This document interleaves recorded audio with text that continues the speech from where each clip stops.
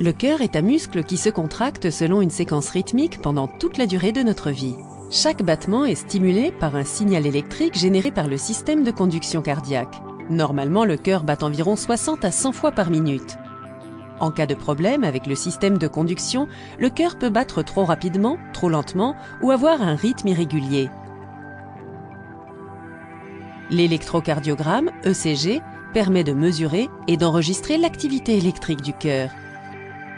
Au cours d'un battement cardiaque normal, le signal cardiaque suit un cheminement spécifique dans le cœur. Le signal commence dans le nœud de Case et Flack, situé dans l'oreillette droite. Ce nœud déclenche la contraction des oreillettes, ce qui pousse le sang dans les ventricules. Le signal électrique passe ensuite dans le nœud auriculo-ventriculaire ou nœud AV, puis dans les ventricules.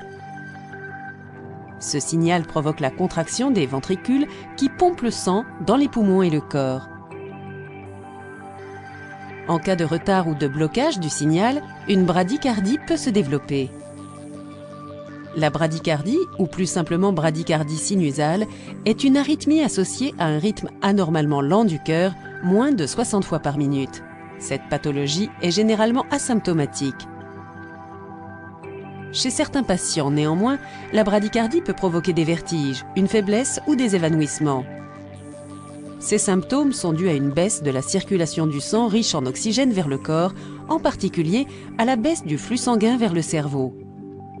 La bradycardie peut être secondaire à une cardiopathie ou n'avoir aucune cause identifiable. On traite la bradycardie par des médicaments ou, dans les cas graves, par l'insertion d'un stimulateur cardiaque afin de réguler le rythme cardiaque.